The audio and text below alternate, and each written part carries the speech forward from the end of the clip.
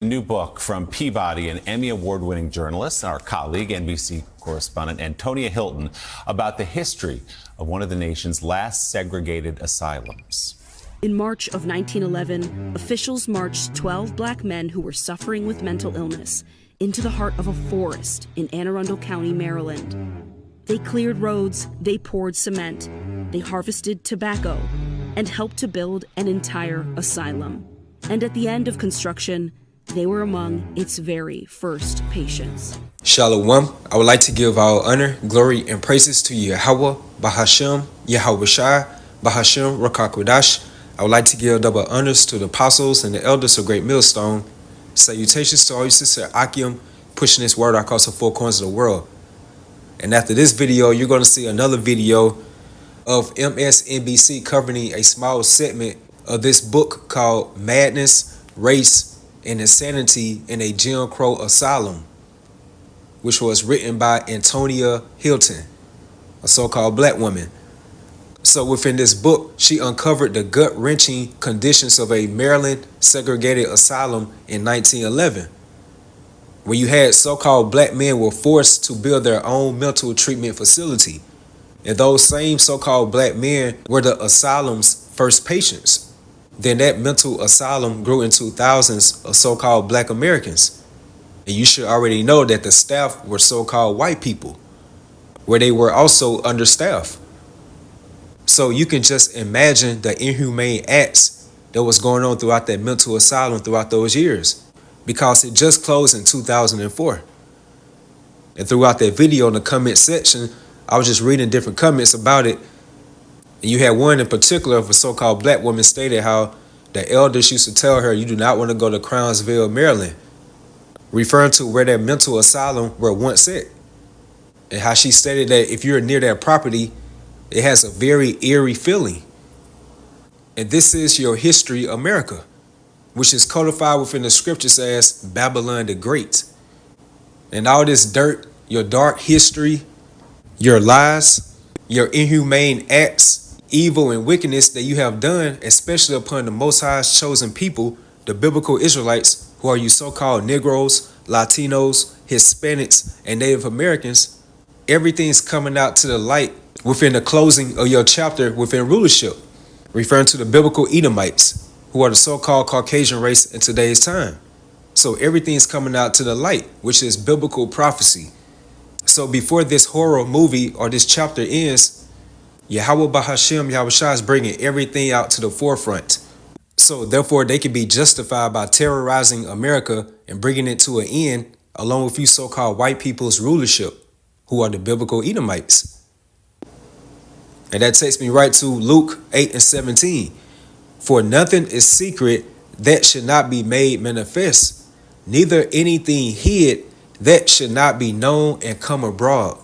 Hence, segregated mental asylums, and not just within Maryland. You read different comments, you'll see they was scattered out throughout the different states of America. And again, you should already know our people are suffering from inhumane acts done within those facilities. And the spirit of YAHAWAH BAHASHAM YAHAWASHI is so beautiful. It's like every time our people want to go to sleep, like spiritually, and want to forget our past within this racist country, then YAHAWAH BAHASHAM YAHAWASHI keep placing their spirit upon these different movie directors, these different authors, these different journalists, these different historians, and the list goes on, to keep stirring up their pots, reminding our people to highlight the cruel acts that these so-called white people did upon our people within this same country, that nowadays they want us to come all together and be equal, when you are starting to realize that your beloved country is falling. But it's too late for all that. So for nothing is secret that should not be made manifest, neither anything hid that should not be known and come abroad. So again, the spirit of YAHAWAH BAHASHAM YAHAWASHI is beautiful. And a part of YAHAWASHI's testimony is the spirit of prophecy, which is the truth of the matter. And as it says within 2 Ezra 7:44, how intemperance is at an end and infidelity is cut off, righteousness is grown, and truth is sprung up. So the truth of the scriptures is condemning America, and along with America's dark history of what you did to our people, who are considered as the apple of the Most High's eye. As it stated within Zechariah 2:8, how you touch the apple of the Most High's eye. And once you go to the word eye, it goes into pupil, which is the round opening in the center of the iris. So if someone point you in the eye with their finger, which is a very sensitive area, then of course your eye will become irritated. And that's exactly how YAHAWAH BAHASHAM YAHAWASHI feels about our people when these other heathen nations mistreat us.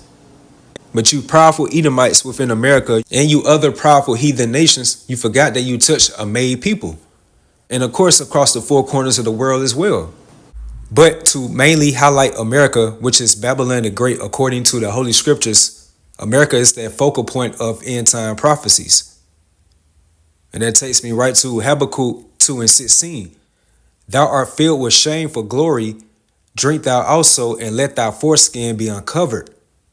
Hence this book called Madness, Race, and Insanity in a Jim Crow Asylum by this Israelite woman by the name of Antonia Hilton, and where the Lord placed the spirit upon her to shed light in the disturbing practices that was going on throughout this Maryland segregated asylum. And it was another comment that caught my attention on this video you're going to see at the end of this video of someone sharing their story of their grandfather was within one of these segregated mental asylums like for many, many years, and they buried him there and never told his family what happened or what occurred. And you had someone to respond to that comment, and my speculation is a so-called white person, if you do write a book about this, bring it out in a positive way. Like that doesn't even make sense, because America's dark history is truly a testament of you so-called white people's behaviors and your patterns. Like deep down, this is who you really are. You try to disguise it, be nice, try to smile, speak to us and stuff like that in public. However, you cannot erase that sinister, diabolical spirit that YAHAWAH BAHASHAM YAHAWASHI spiritually customized you as. And now the whole world is seeing your shameful acts that you try to cover up, but the Most High just keep bringing up all this dirt to the forefront. Now everybody's seeing your shameful spirit. Now everybody's seeing your nakedness, which goes into all of your hidden agendas, your dark history, your secret counsels and wicked devices. It's being made manifested within these latter times. So thou art filled with shameful glory, drink thou also, and let thy foreskin be uncovered. The cup of the Lord's right hand shall be turned unto thee, and shameful spewing shall be on thy glory. And dear America, this is your history. And that's how we know that these same Edomites in today's time, that same spirit goes back into the spirit of Cain, which was considered as a fugitive within the scriptures. You try to run and disguise yourself from the truth, but now all of this evidence is being brought to the judge, which is YAHAWAH BAHASHAM YAHAWASHI, by all of these different witnesses, starting from the true and righteous prophets on down to these whistleblowers, on down to these truthers, on down to these different movie directors, historians, journalists, authors, and the list goes on. And now you biblical Edomites are being prosecuted within these latter times. And that's so beautiful. So the cup of the Lord's right hand should be turned unto thee, and shameful spewing shall be on thy glory. And that takes me right to Revelation 18 verse 2. And he cried mightily with a strong voice, saying, Babylon the Great is falling, which is referencing to America, is falling and it's become the habitation of devils. And that ties in with Baruch 4:35, how it goes into how she, referencing to America, shall be inhabited of devils for a great time. And those devils is linking up with Isaiah 34:11, going into about the desert owl, the cormorant, the bitter, and the list goes on, shall possess it. So these different desert-like creatures will be the new tenants within America after the nuclear destruction of America, and also by the fire that Yahawashi along with the chariots are going to bring upon this place as well. So Babylon the Great is fallen, and it's become the habitation of devils, and the hole of every foul spirit, and a cage of every unclean and hateful bird. Which again goes into Isaiah the 34th chapter about the cormorant, the bitter, the owl, the raven shall dwell in it.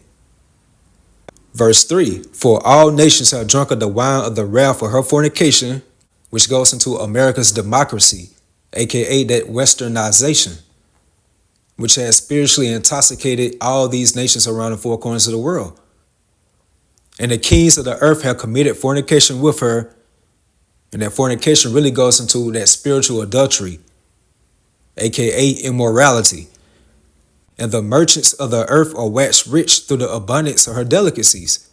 Verse 4, and I heard another voice from heaven saying, come out of her, my people, that you be not partakers of her sins, and that you receive not of her plagues. And that voice is going to come out of those chariots within the Hebrew tongue.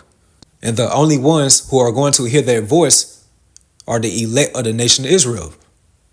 Verse 5, for her sins, again referencing to America, have reached unto heaven, and YAHAWAH BAHASHAM YAHAWASHI have remembered her iniquities. Again, the testimony of YAHAWASHI is the spirit of prophecy. So all of these testimonials is being brought forth as evidence upon America's dark history and upon the rulership of you Edomites. Like everybody's finding out that really you're the wicked one, or you the great Satan, how they refer to you as in these other countries. Like everybody within this world are soon finding out that you are the main problem. You are that cancer that has to be eradicated. And that's the impending judgment that YAHAWAH BAHASHAM YAHAWASHI has set for you. Verse 6, reward her even as she rewarded you, and double unto her double according to her works. In the cup which she had filled, fill to her double. So everything that was done upon us as a people, the biblical Israelites, by perfect balance, everything's going to be done back unto you biblical Edomites, all in righteousness. Like we're not going to be sodomizing you like you did to our forefathers. Everything's going to be done in righteousness in the eyes of YAHAWAH YAHAWASHI. Verse 7, how much she had glorified herself and lived deliciously, and how was that? Through the horrible acts of slavery. Down here within the South, many years ago, they referred cotton as the white gold. Like you so-called white people really benefited off the blood, sweat, tears, the agony of the biblical Israelites. And throughout our harsh slave labor, that is how you built this great empire, America, which is again Babylon the Great. So with that being said, so much torment and sorrow give her. For she said in her heart, I sit a queen, and am no widow, and shall see no sorrow. Verse 8, therefore shall her plagues come in one day, death and mourning and famine, and she shall be utterly burnt with fire. Hence World War III. And also the second coming of YAHAWASHI along with his host of angels. As is stated within the book of Isaiah 66 verse 15, how the Lord will come with fire and with his chariots like a whirlwind, to render his anger with fury and his rebuke with flames of fire. And by fire and by his sword, YAHAWAH BAHASHAM YAHAWASHI will plead with all flesh. And the slain of the Lord shall be many. So therefore shall her plagues come in one day, death and mourning and famine, and she shall be utterly burnt with fire. For strong is the Lord YAHAWAH BAHASHAM YAHAWASHI who judgeth her. So just like we as the biblical Israelites, who are the chosen people unto the Most High Yahweh through his unbegotten Son YAHAWASHI, we had to pay for our dues. Even our King David, for disobeying the Most High's laws, statutes, and commandments. So if the Lord did this to his chosen people, again, who are the apple of his eye, then how much more he's going to do the same thing, even much more worse acts, upon a people who he have in the nation with forever, which are you biblical Edomites, you so-called white people in today's time. So therefore, America, this is your dark history.